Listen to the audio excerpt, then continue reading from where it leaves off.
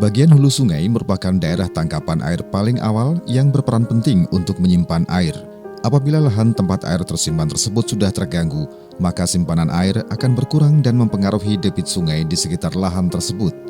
Hal ini tentu akan mengganggu keseimbangan dalam keberlangsungan hidup makhluk hidup yang tinggal di kawasan tersebut. Kerusakan paling nyata adalah akan semakin cepatnya proses sedimentasi atau penumpukan material akibat erosi pada daerah hilir nantinya. Salah satu contohnya adalah sungai di Indonesia yang berada di Provinsi Jawa Tengah, yaitu Sungai Bodri. Sungai Bodri sendiri berhulu di Pegunungan Serayu Utara, tepatnya di Gunung Sindoro, 3.150 mdpl di Desa Canggil, Kecamatan Candiroto, Kabupaten Temanggung. Selain itu juga berasal dari lereng utara Gunung Perahu, 2.590 mdpl di dataran tinggi Dieng, Gunung Beser, 1.036 mdpl, Gunung Kepiting, 1.169 mdpl, serta dari Gunung Ungaran, 2.050 mdpl di Kabupaten Semarang. Di bagian hulu atau Kabupaten Temanggung, sungai ini bernama Sungai Lutut. Sungai Bodri mengalir dari selatan ke utara dan bermuara di Laut Jawa. Sungai Bodri mengalir dari lereng pegunungan Dieng dan Ungaran ke arah utara, bermuara ke Laut Jawa. Secara administratif, luas Das Bodri sampai muara adalah 610,8 km persegi, terbagi atas 5 subdas, yaitu Subdas Lutut, Subdas Logung, Subdas Putih, Subdas Blorong, dan Subdas Bodri Hilir. Batas wilayah Sungai Bodri di sebelah barat adalah Das Belukar, sedangkan Das Blorong, Das Kendal, dan Das Buntu di sebelah timur. Sebelah selatan berbatasan dengan wilayah Sungai Progo Opak Serang, dengan sebelah utara Laut Jawa. Secara topografi, hulu Sungai Bodri terdiri atas daerah pegunungan, yaitu Gunung Dieng 2.565 meter di sebelah barat dan Gunung Ungaran 2.050 meter di sebelah timur. Memiliki kemiringan rata-rata hulu antara 0,08 sampai 0,03, tengah antara 0,01 sampai 0,008. Topografi pada bagian selatan Das Bodri merupakan wilayah dari sistem Gunung Sindoro dan Dieng Timur, sedangkan bagian timur Das Bodri merupakan sistem lahan Gunung Ungaran, di mana kedua gunung berapi ini diperkirakan berumur kuarter tua. Untuk pemanfaatan Sungai Bodri, untuk di hulunya kaitannya dengan air. Satu, kaitannya dengan air itu yang dari hulunya itu dikonsumsi warga masyarakat. Batu yang ada di sana, warga masyarakat sekitar itu mengambil batu untuk pondasi, kemungkinan untuk pondasi.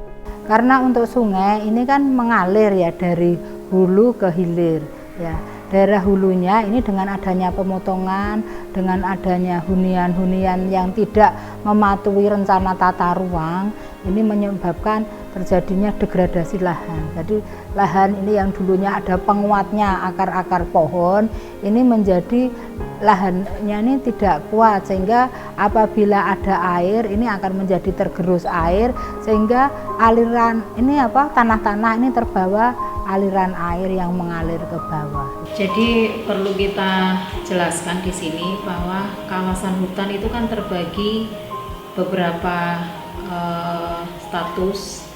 status kawasan negara atau kawasan hutan, biasanya disebut hutan lindung itu ya Mas ya.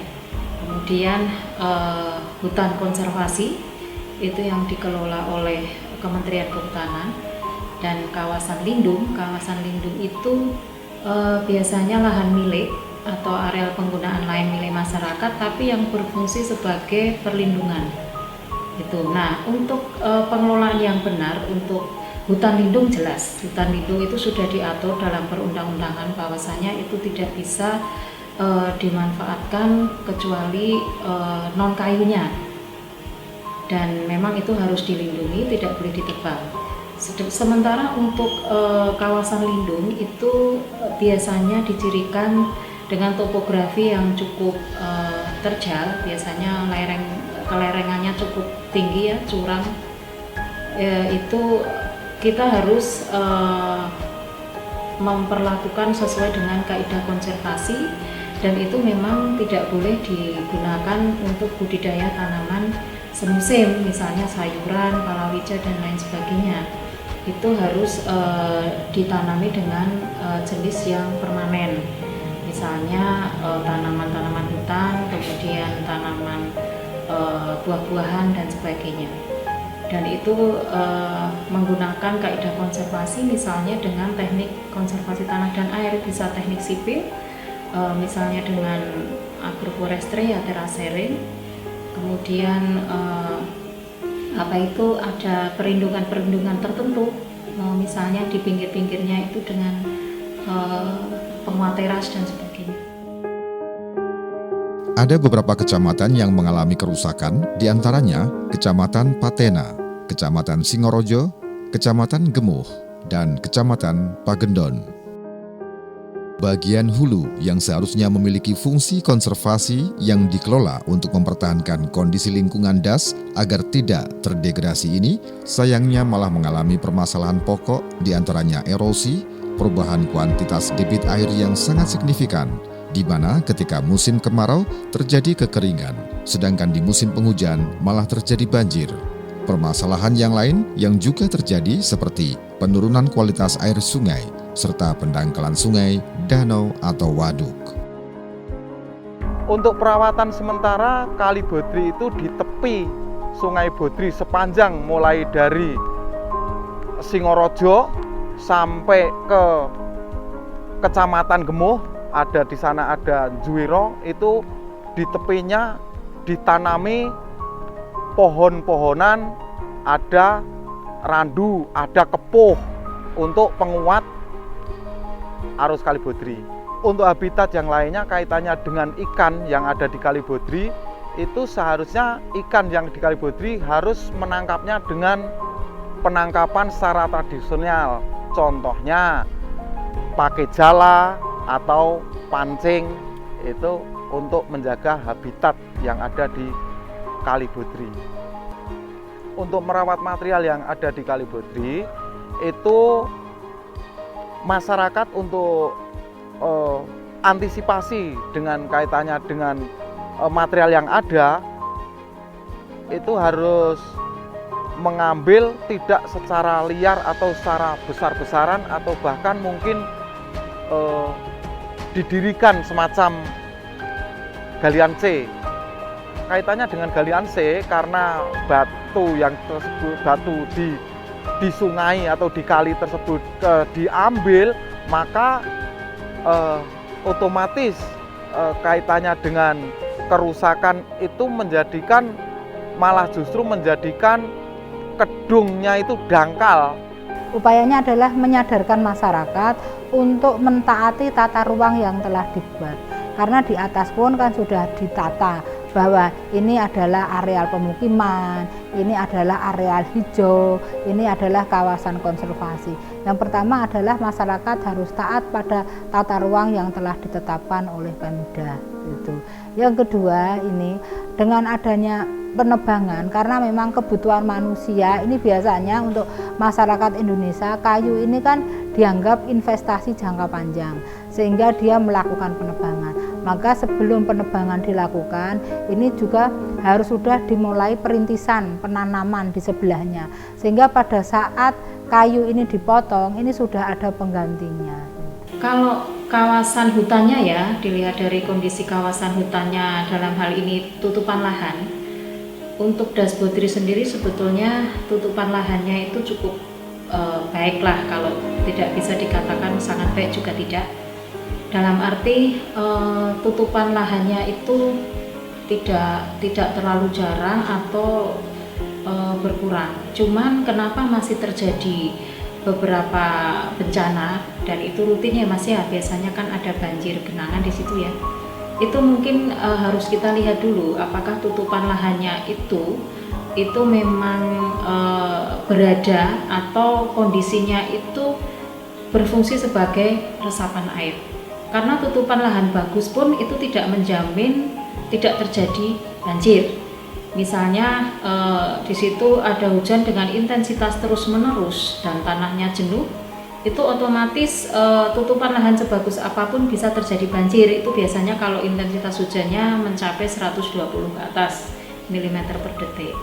Nah, untuk Bodri ini kemungkinan ada beberapa faktor. Yang pertama, kita melihat dulu itu tadi yang saya sampaikan, kaidah konservasi pengelolaan lahannya. Karena di situ banyak sekali areal penggunaan lain atau lahan milik yang dikelola oleh masyarakat. Apakah masyarakat sudah menerapkan teknik-teknik konservasi? Misalnya untuk kelerengan sekian itu tidak ditanami tanaman budidaya, palawija dan sayur-sayuran, atau dia tidak menggunakan teknik-teknik konservasi. Itu yang harus dipahami. Yang sebetulnya yang kita tekankan itu vegetasi di situ adalah vegetasi permanen. Permanen dalam arti memang limpasan air permukaan, misalnya ada hujan itu tidak langsung terjun dan longsor ya Mas ya, tidak diserap ke dalam tanah tapi dia langsung larut ke bawahnya. Mungkin itu harus kita tinjau lagi komoditas yang dibudidayakan masyarakat itu jenisnya apa. Nah, kalau di Bodri kemungkinan memang kita harus mensosialisasikan kembali kepada masyarakat karena mereka lah yang pelaku utama dan pemilik lahannya yang menggarap itu. Penyebab kerusakan di daerah hulu sungai ada beberapa aspek, di antaranya adalah perubahan tata guna lahan atau alih fungsi lahan. Lahan kritis yang terjadi disebabkan oleh penggunaan lahan yang tidak sesuai dengan peruntukannya, serta perlakuan konservasi tanah yang tidak tepat, dengan pengertian lahan yang mestinya sebagai kawasan lindung berubah menjadi kawasan budidaya tanaman semusim. Pada awalnya, tanaman tahunan yang ada membuat kokoh kondisi tanahnya. Namun karena alih fungsi lahan dari tanaman tahunan ke tanaman musiman menyebabkan kondisi tanah menjadi rawan longsor akibat dari tak ada akar kuat sebagai penahan tanahnya. Pertambangan. Beberapa kategori pertambangan yang merusak daerah aliran Sungai Bodri Hulu adalah sebagai berikut. Tambang pasir. Faktor sosial dan budaya yang dapat mempengaruhi tingkat dampak kegiatan penambangan pasir diantaranya tingkat sosial masyarakat, tingkat pendapatan, pendidikan, pekerjaan, serta persepsi masyarakat. Dampak sosial budaya penambangan terhadap wilayah di sekitar areal penambangan umumnya terletak pada permasalahan yang sama, yaitu jalur lintasan penambangan yang harus melewati tanah dengan kepemilikan pribadi atau private property. Bangunan jalan sebagai sarana transportasi menjadi rusak. Hasil pemasaran bahan tambang hanya sedikit yang sampai kepada masyarakat lokal, sehingga kurang mengangkat pertumbuhan ekonomi daerah sekitar lokasi penambangan.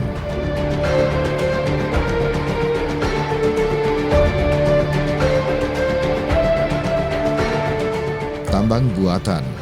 Kuari adalah sistem tambang terbuka yang diterapkan untuk menambang endapan-endapan bahan galian industri atau mineral industri, antara lain penambangan batu gamping, marmer, granit, andesit, dan sebagainya.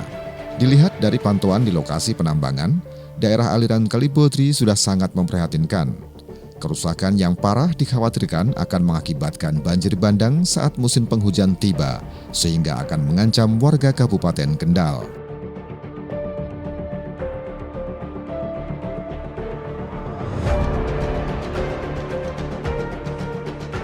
Tambang mineral bukan batuan.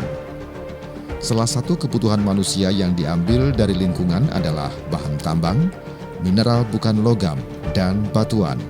Kebutuhan akan bahan tambang tersebut tidak bisa dihindarkan karena manusia belum dapat menciptakan bahan penggantinya, seperti misalnya atap baja ringan yang dapat menggantikan atap kayu. Apabila eksploitasi bahan tambang tersebut dilarang, tentunya hal ini bukan kebijakan yang akan mudah diterima semua pihak, karena dirasakan akan sangat menghambat perekonomian dan pembangunan. Namun dalam pelaksanaannya, eksploitasi bahan tambang tersebut telah menimbulkan degradasi lingkungan. Fenomena degradasi lingkungan akibat eksploitasi bahan tambang tersebut juga terjadi di Kabupaten Kendal yang memiliki potensi pasir cukup besar. Seharusnya diperlukan evaluasi ekonomi terhadap bahan tambang, mineral bukan logam, yang hasilnya dijadikan sebagai instrumen perizinan eksploitasi bahan tambang tersebut.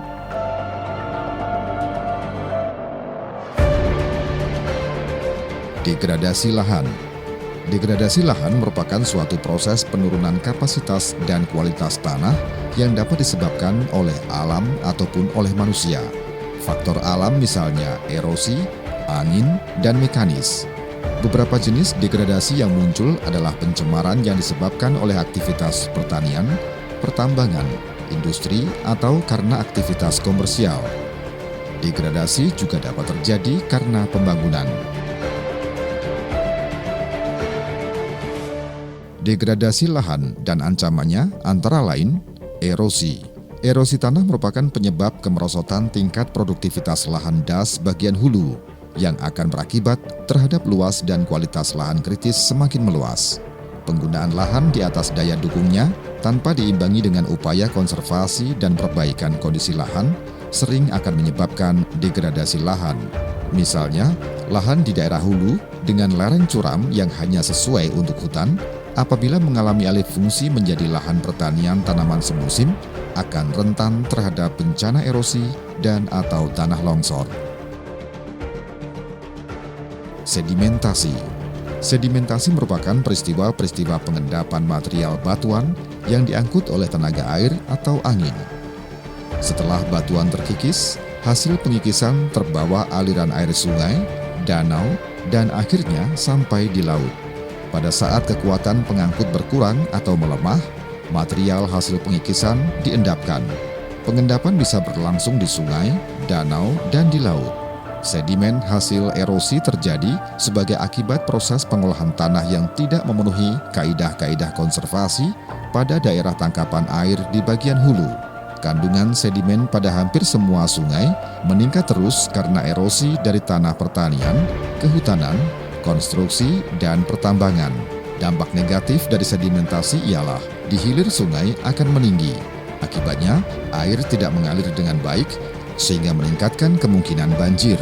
Jalur air ke laut terhalang oleh sedimentasi. Ekosistem pesisir juga terancam oleh pendangkalan.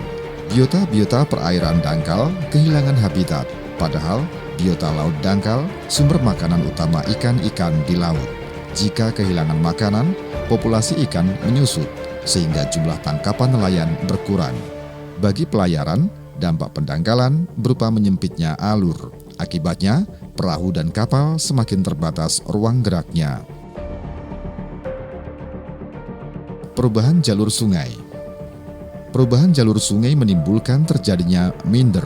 Minder merupakan sungai yang berkelok-kelok yang terbentuk karena adanya pengendapan proses berkelok-keloknya sungai. Proses berkelok-keloknya sungai dimulai dari sungai bagian hulu.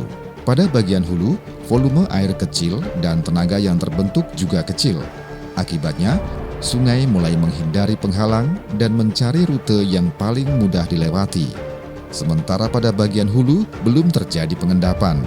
Pada bagian tengah yang wilayahnya mulai datar, aliran air mulai lambat dan membentuk meander. Proses meander terjadi pada tepi sungai, baik bagian dalam maupun tepi luar. Di bagian sungai yang alirannya cepat akan terjadi pengikisan, sedangkan bagian tepi sungai yang lamban alirannya akan terjadi pengendapan. Apabila hal itu berlangsung secara terus-menerus akan membentuk meander.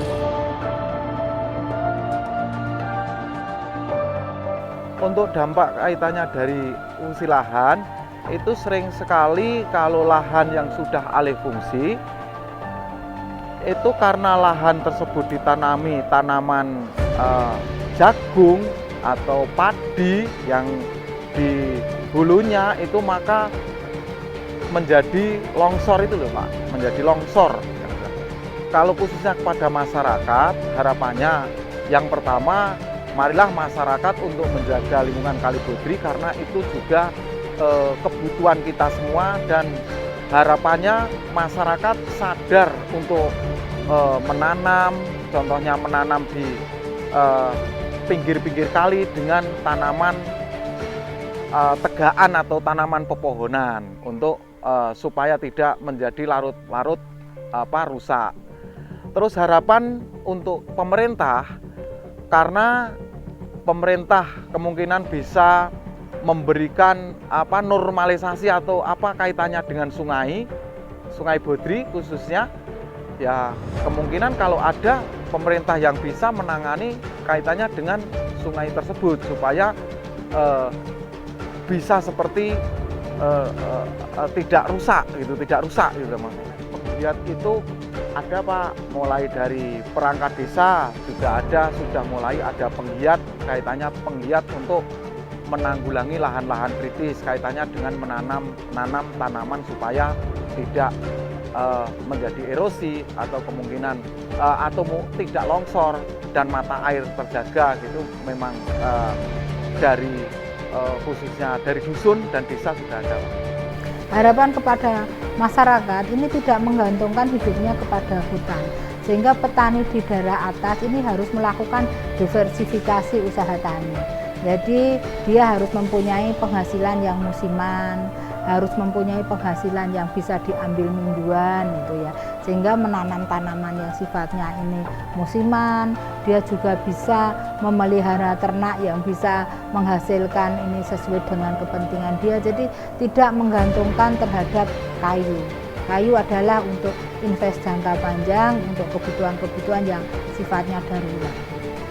Kalau melihat kondisi sekarang, kita lebih menekankan ke kalau itu hutan lindung sudah jelas siapa yang mengampu ya, kewenangannya ada di perhutani.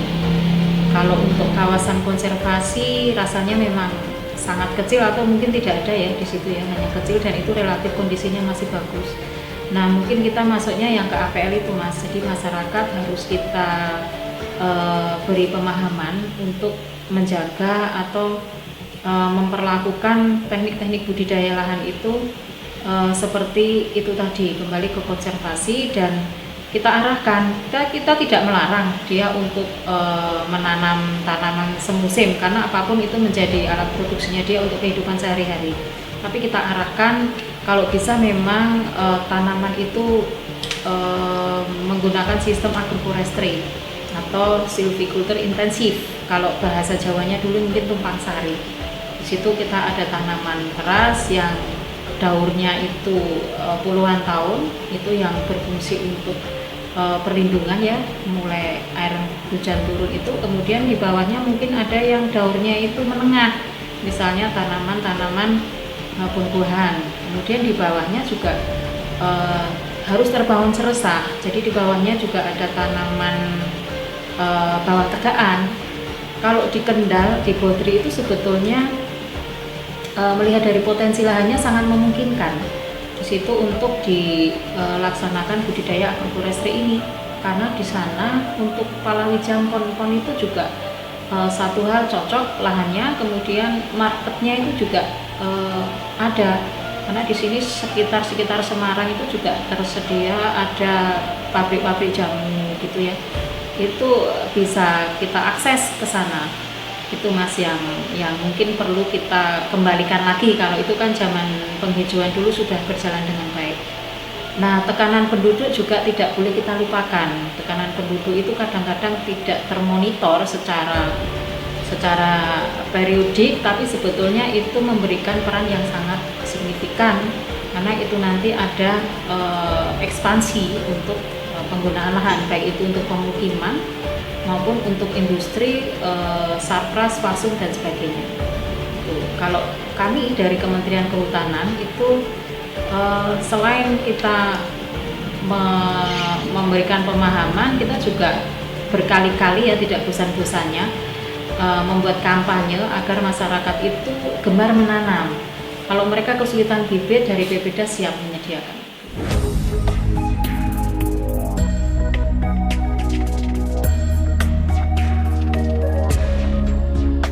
Daerah aliran Sungai Hulu Bodri di Kabupaten Kendal memikul beban berat sehubungan dengan tingkat kepadatan penduduknya yang sangat tinggi dan pemanfaatan sumber daya alamnya yang intensif. Sehingga terdapat indikasi belakangan ini bahwa kondisi das semakin menurun dengan meningkatnya kejadian tanah longsor, erosi dan sedimentasi, banjir dan kekeringan. Di sisi lain, tuntutan terhadap kemampuan dalam menunjang sistem kehidupan, terutama pada masyarakat bagian hulu. Sebagai upaya untuk mengurangi dampak negatif yang ditimbulkan, masyarakat hulu Das Bodri juga tengah melakukan kegiatan penanaman kembali kawasan lahan lindung yang kelak bisa difungsikan sebagai penahan agar erosi yang terjadi tidak semakin besar. Pengelolaan das terpadu dilakukan secara menyeluruh, mulai keterpaduan kebijakan, penentuan sasaran dan tujuan, rencana kegiatan, implementasi program yang telah direncanakan, serta monitoring dan evaluasi hasil kegiatan secara terpadu. Dengan kata lain, pengelolaan das terpadu diharapkan dapat melakukan perubahan agar kelestarian lingkungan dan alam dapat tetap terjaga.